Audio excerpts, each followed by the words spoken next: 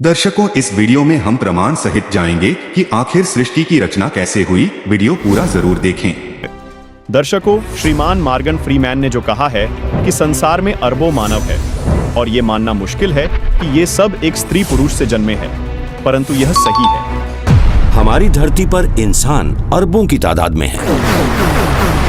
ये यकीन करना मुश्किल है कि हम एक आदमी और एक औरत से जन्मे हैं, मगर ऐसा है। श्रीमान मॉर्गन फ्रीमैन का संकेत पवित्र बाइबल की ओर है। ऐसे ही और सत्संग सुनने के लिए संत रामपाल जी महाराज यूट्यूब चैनल को विजिट करें।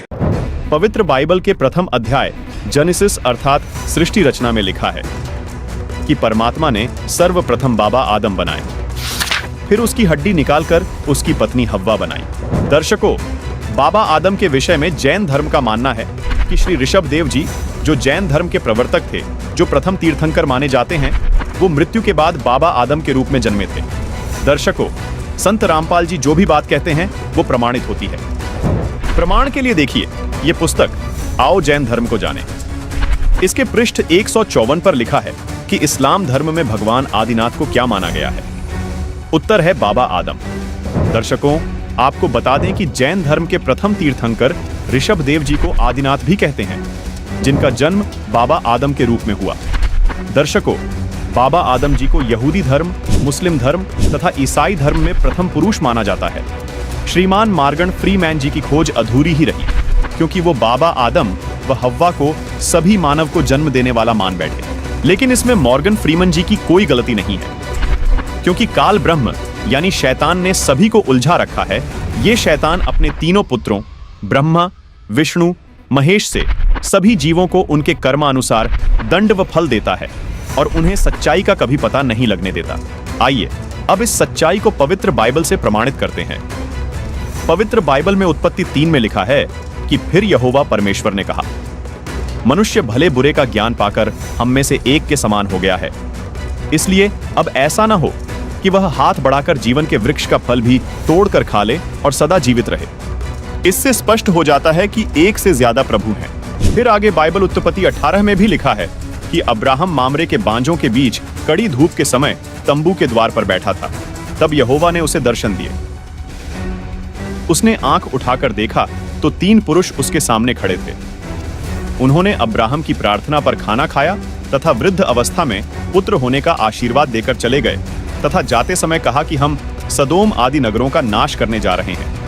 यहाँ के लोग अधर्मी हो गए हैं। अब्राहम ने पूछा, क्या आप अधर्मियों के साथ धर्मियों को भी मार डालोगे? प्रभु ने कहा कि यदि 50 व्यक्ति भी धर्मी होंगे तो भी हम उस नगरी का नाश नहीं करेंगे। फिर आगे पवित्र बाइबल उत्पत्ति 19 में लिखा है कि उनमें से 2 दूत सदोम में पहुंचे। सदोम में लूत नामक व्यक्ति रहता था। उस गांव के व्यक्ति बहुत निकम्मे थे। लूत ने उन्हें आदर पूर्वक रोका। गांव वालों ने उन फरिश्तों को आम व्यक्ति जानकर उनके साथ कुकर्म यानी नर से नर बलात्कार करने के लिए बाहर निकलने को कहा, परंतु लूत ने कहा कि ये मेरे अतिथि हैं, मैं इन्हें आपको नहीं दे सकता। मेरी 2 लड़कियां हैं, आप लोग उनको ले लो। इस बात से प्रसन्न होकर फरिश्तों ने सभी निकम्मे व्यक्तियों को अंधा कर दिया तथा लूत को उसके परिवार सहित उस गांव से निकालकर पूरे गांव को नष्ट कर दिया। दर्शकों, बाइबल से भी सिद्ध हुआ कि 3 देवता हैं जो ब्रह्मा, विष्णु, महेश हैं। पूर्व जन्मों की भक्ति के आधार पर ये साधक को दर्शन देते हैं। बाबा आदम पूर्व जन्मों में इन्हीं के साधक रहे थे। ये तीनों देव सभी को ऐसे ही और सत्संग सुनने के लिए संत रामपाल जी महाराज यूट्यूब चैनल को विजिट करें। ब्रह्म के आदेश से किए कर्म का फल देते हैं। तीनों अपने अपने साधक को दर्शन देते हैं।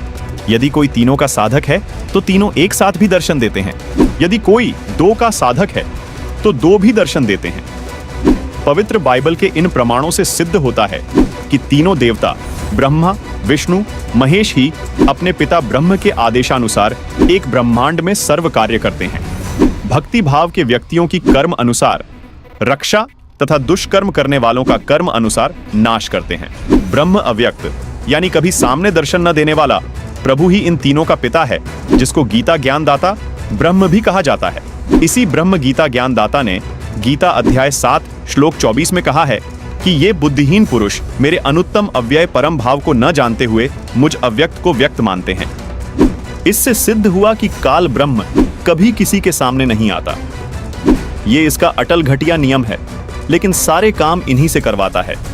जैसे भगवान कृष्ण जी में प्रेतवश प्रवेश करके इस ब्रह्म ने गीता का ज्ञान दिया। फरिश्ते तो उसका ज्यों का त्यों आदेश सबको सुनाते हैं, आदेश में कोई फेरबदल नहीं करते।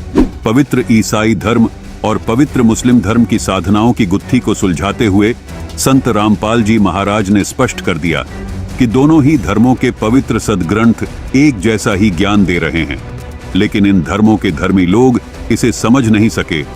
पवित्र कुरान शरीफ और बाइबल से इतने अद्भुत प्रमाण प्राप्त करने के बाद तस्वीर साफ हो रही थी और उन सब सवालों के बिल्कुल सटीक और प्रमाणित जवाब मिल रहे थे जिनकी तलाश